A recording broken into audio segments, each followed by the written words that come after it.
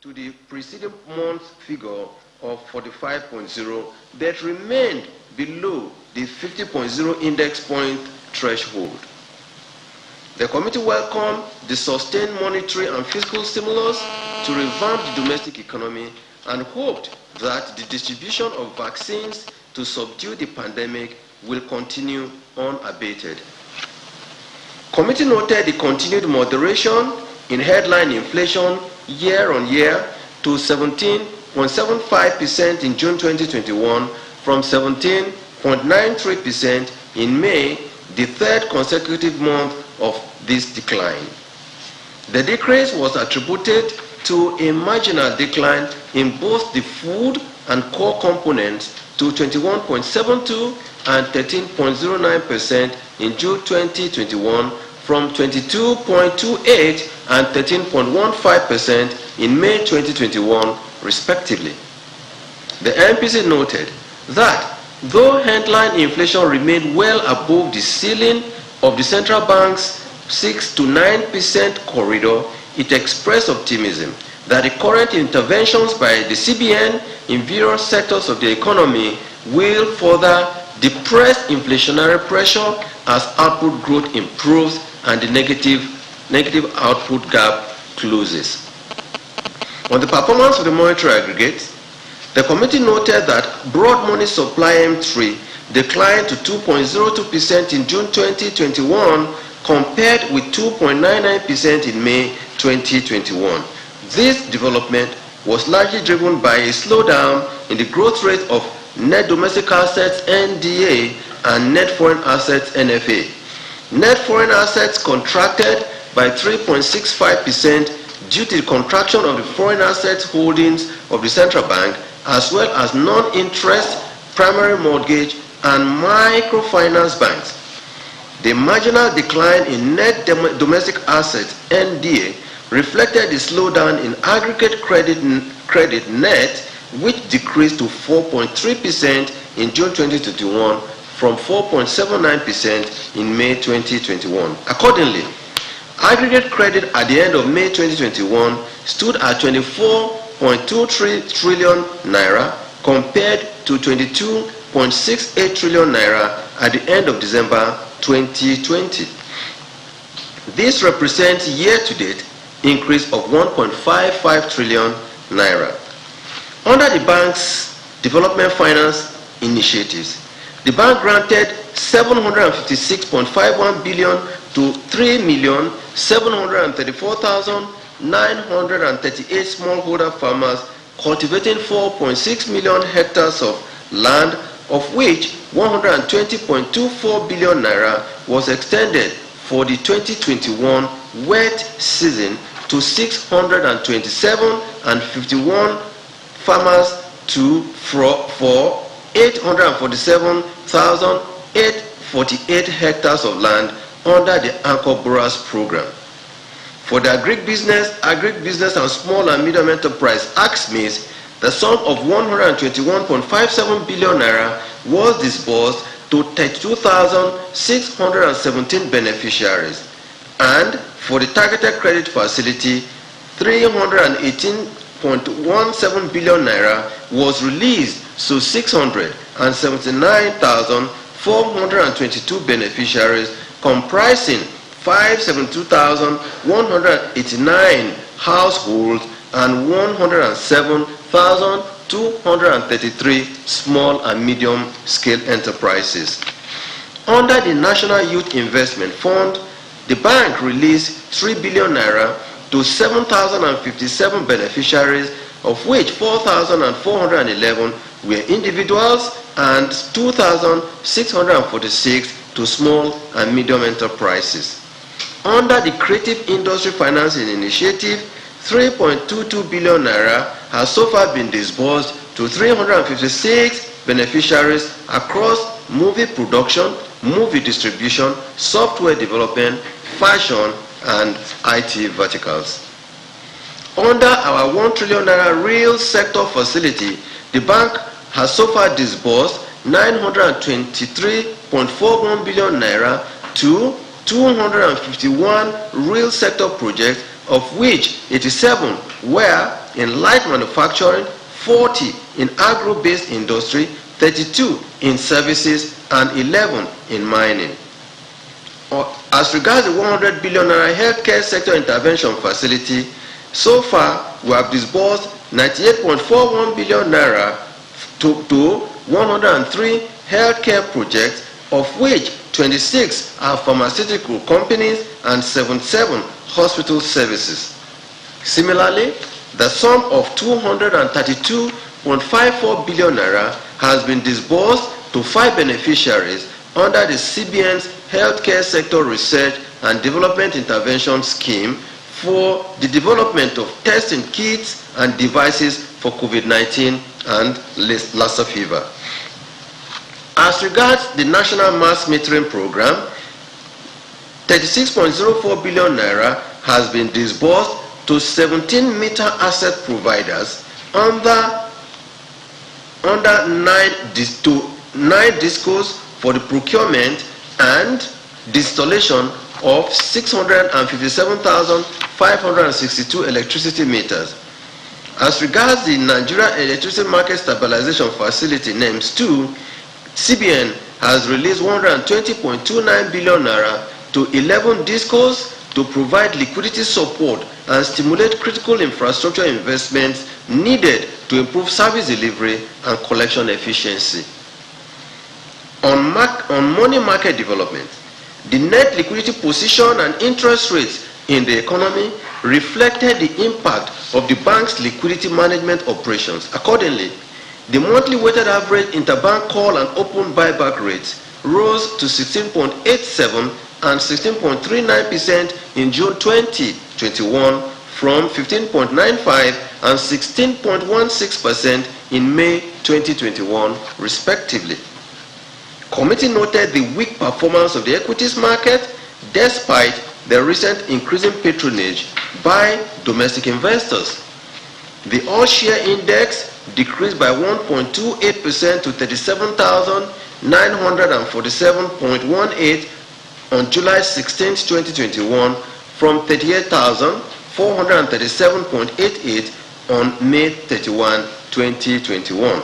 Similarly, market capitalization decreased by 1.3% to 19.77 trillion naira on July 16, 2021 from 20.03 trillion naira on May 31, 2021. The MPC noted that capital adequacy ratio and liquidity ratio both remained above the prudential limits at 15.55 and 41.3% respectively. The non-performing loans ratio NPL at 5.7% in June 2021 showed progressive improvement compared with 6.4% in June 2020. The committee, however, urged the bank to sustain its tight prudential regime to bring non-performing loans below the 5% regulatory benchmark. Committee noted the marginal increase in the external reserves, which rose to $33.8 billion on July 22, 2021 from $32.78 billion as at June 2021. Our outlook. The overall outlook for both the global and domestic economies remain clouded with downside risks despite the upbeat forecast for a speedy recovery. These risks include lingering uncertainties surrounding the path to the termination of the pandemic as new and deadlier strains of the virus continue to pose a significant threat to the efficacy of the COVID-19 vaccines. In addition, the uneven distribution of vaccines across the globe is undermining the realization of the current forecast. Capital flows to emerging market economies remain uncertain as the pace of price development in the advanced economies pick up, while the US Fed and other major central banks have given indications that the current rise in inflation is transitory and may not require policy adjustments. Inflation is confronted with a significant upside risk. This may result in an early return to monetary policy normalization with adverse consequences for financial system stability. Available data and forecasts for key macroeconomic variables for the Nigerian economy suggest a broad improvement for the rest of the year. This is hinged on continued progress with the containment of the pandemic, as well as ongoing monetary and fiscal support. As a result, the Nigerian economy is forecast to grow in 2021 by 3.45%, CBN estimate, 3%, Federal Government of Nigeria estimate, and 2.5% IMF estimate. Committee's consideration. The committee noted the gradual recovery in output growth following positive growth in the first quarter and improving PMI in subsequent months, expressing confidence that the second quarter output result will show further improvement. The MPC carefully assessed the options confronting it in the short to medium term, analyzing downside risks to growth and upside risks to inflation. It commended the continued effort by both the monetary and fiscal authorities as well as public health agencies in stemming the pandemic and its impact, thus returning the economy to a path of recovery. While the economy has been gradually reopening, members noted that the pandemic was far from over and therefore continued to hinder the recovery. It thus urged the Presidential Task Force on COVID-19 to intensify efforts towards the procurement of more vaccines to ensure that herd immunity is achieved in Nigeria. MPC was concerned about the broad level of insecurity across the country, noting its impact on business confidence and overall economic activities. It noted the persistent insecurity in key commodity-producing areas and urged the federal government to intensify security surveillance in farming communities to ensure an uninterrupted farming activity. Committee members expressed optimism about the likely moderating impact of the forthcoming harvests on food prices, as this would contribute to the ongoing broad reduction in headline inflation. The CBN will continue to release maize from its strategic maize reserve directly to feed millers as part of its strategic response to address rise in food prices and moderate the price of maize across the country. Members further noted the contribution of poor infrastructure to rising domestic price levels, reiterating their call to the federal government to prioritize investment in public infrastructure such as improved transportation networks, power supply, and telecommunication facilities. Funding for such projects, the committee noted, could be sourced through public-private partnership as well as the issuance of diaspora bonds. It emphasized the complementary role these bonds will play to boost foreign exchange supply, improving accretion to reserves, and easing the exchange rate pressure. Notwithstanding the moderate decline in market indices, the committee noted that the equities market remained in a good place, indicating sustained investor confidence in the Nigerian economy. MPC applauded the continued resilience of the banking system in the face of severe shocks to both the domestic and global economies. Members noted management's effort in maintaining a reasonably low level of non-performing loans ratio, even though aggregate credit moderated slightly. The committee encourages the banks, Nigerian deposit money banks, to extend more credit to consumers and firms to enhance consumption and production activities necessary to strengthen our recovery.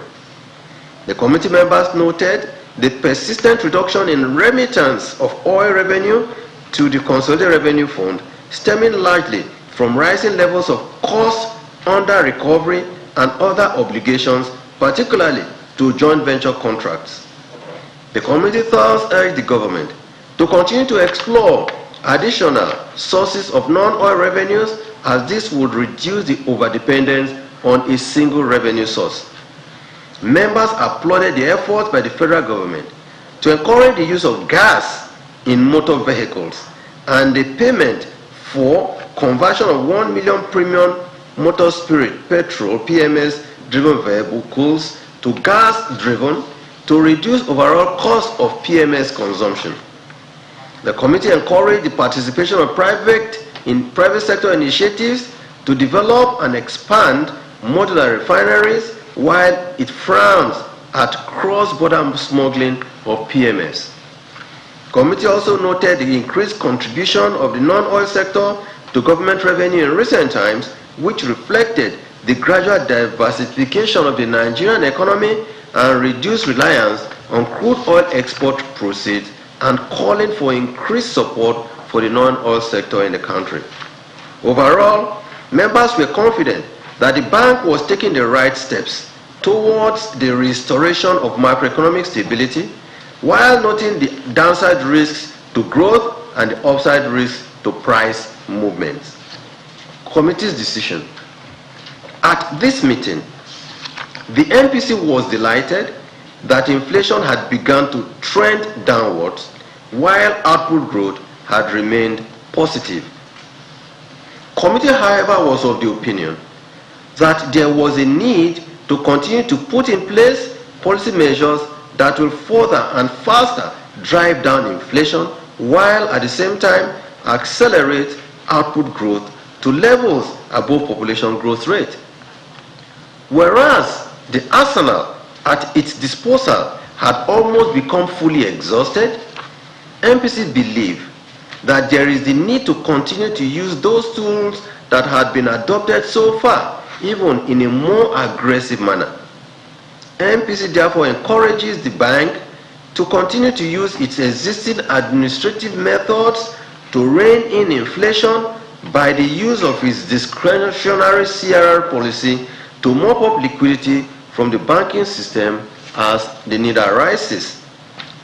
Committee also encouraged the bank to continue the use of its intervention mechanisms to deploy funds to output stimulating and employment generating sectors of the economy, such as the targeted credit facility, the ACSMIS, agriculture and manufacturing sector. In the committee's view, the current situation neither gives room for tightening, as this will hurt output growth, nor loosening, as this will exacerbate inflationary pressure. On tightening, MPC feels that whereas this will limit excess liquidity available to attack the foreign exchange market, it nevertheless feels that tightening will reduce money supply and thus inhibit the ability of deposit money banks to create credit that is needed to stimulate manufacturing output, which could also help to moderate prices. On loosening, whereas MPC feels this should transmit into market interest rates, which could improve the ability of obligors to repay their loans and reduce NPLs. It nevertheless feels loosening would not only exacerbate inflationary pressures, but this would increase negative real interest rate of return and discourage investments in the domestic economy. Based on the above considerations, the MPC made the decision to hold all parameters constant, believing that a hold stance will enable the continued permeation of current policy measures in supporting the recorded growth recovery and macroeconomic stability.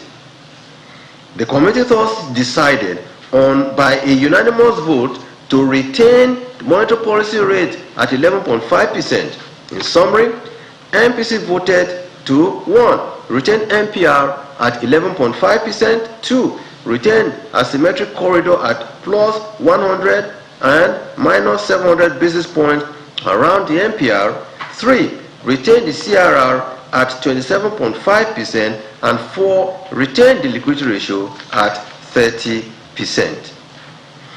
I'll now switch over to the second aspect, which had to do with recent developments in the foreign exchange market. Distinguished members of the press, ladies and gentlemen, in continuation of the press briefings for the July 2021 MPC meetings, I'd like to provide some updates and policy decisions regarding the operations of some aspects of our foreign exchange market in Nigeria. As we all know by now, Nigeria has been dealing with the effects of three significant and simultaneous global shocks which began around the first quarter of the year. First, there was the onset of COVID-19 pandemic, which claimed millions of lives, destroyed billions of livelihoods, and continues to have a devastating effect on current global economic activities. Second, given the sharp deceleration and complete stoppage in global economic activities at some point, we also witnessed a protracted and steep decline in the price of crude oil, which contributed to the largest share of our foreign exchange reserves. Indeed, as of 20th April 2020, the price of crude oil fell below $0 per barrel as producers were forced to pay buyers for overwhelmed storage facilities. Third, given that no one knew the depth or duration of the pandemic, many foreign investors withdrew massive amounts of funds from the emerging market economies, including Nigeria, and reinvested them into safe haven assets like the US Treasuries. The Institute of International Finance estimated that investors withdrew over $100 billion in emerging market portfolio equity and roughly $20 billion in emerging market portfolio bonds in the wave of the pandemic. Nigeria suffered its share of these withdrawals during that time, although we are beginning to see some of these investors return back to Nigeria. In the aftermath of these shocks, we saw daily turnover in our foreign exchange market fall from almost $300 million per day in the first quarter of 2020 to about $40 million per day at the height of the pandemic. In light of various efforts and initiatives by the CBN, we have seen this number rise to as high as $150 million per day in July 2020. Despite the aforementioned FX supply pressures, the demand for foreign exchange has not abated, thereby putting additional pressure on our reserves. To avoid further depletion of the reserves, the CBN took several countervailing actions, including prioritization for imports of critical raw materials and providing ample supply for businesses and personal travelers. While these have been turbulent times, we are happy to note that these measures have been positively decisive in helping us maintain a healthy level of reserves despite these exogenous difficulties. In total disregard of the difficulties that the bank is facing in meeting its mandate of maintaining the country's foreign exchange reserves to safeguard the value of the naira, we have continued to observe that stakeholders in some of the subsectors have not been helpful in this direction. In particular, we have noted with disappointment and grave concern that our bureau de change operators have abandoned the original objective of their establishment, which was to serve retail end users who need $5,000 or less. Instead, they have become wholesale dealers and illegally in foreign exchange to the tune of millions of dollars per transaction. Despite the fact that Nigeria is the only country in the world today where a central bank sells dollar directly to bureau de change operators, operators in the Nigeria's bureau de change segment have not reciprocated the bank gesture to help maintain price stability in that market. Whereas the bank has an understanding with bureau de change operators that they make a small margin from sale of the US dollar allocated to them per week, they have reneged and become somewhat greedy, recalcitrant, with abnormally high profits from these sales, while ordinary Nigerians have been left to feel the pain and therefore suffer.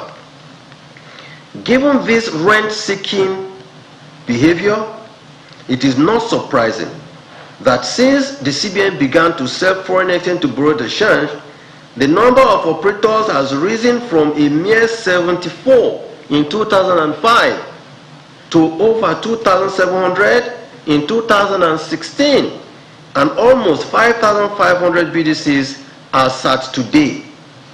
In addition, the Central Bank of Nigeria constantly receives nothing less than 500 new applications for BDC licenses every month. And we therefore begin to wonder what is in this business that everybody must be in it. Rather than help to achieve the laudable objectives for which they were licensed, the bank has noted the following unintended and unfortunate outcomes. 1. Avalanche of rent-seeking operators operators only interested in widening margins and profits from the foreign exchange market, regardless of prevailing rates in the market. 2. Gradual dollarization of the Nigerian economy with attendant adverse consequences on the conduct of monetary policy and subtle subversion of the cashless policy initiative of the Central Bank of Nigeria. 3. Prevailing ownership of several bureau de change by the same promoters in order to illegally procure foreign exchange multiple times from the Central Bank. 4. Numerous and repeated financing of unauthorized transactions with foreign exchange procured from the Central Bank of Nigeria. 5. Indeed, we have evidence that several international organizations, embassies, regrettably, and development finance institutions, I repeat, regrettably, operating in the country, patronize BDCs through illegal forex dealers to fund their local operations in further and flagrant contravention of our foreign exchange laws and regulations in Nigeria. Our examiners are currently looking at the books. We have reports that indict development finance institutions, embassies, international finance organizations who, instead of selling their foreign exchange into the recognized investors and exporters window, have resorted into operating with illegal forex dealers in flagrant contravention of our laws. And we will deal ruthlessly with the Nigerian banks who have acted as collaborators with these illegal forex dealers.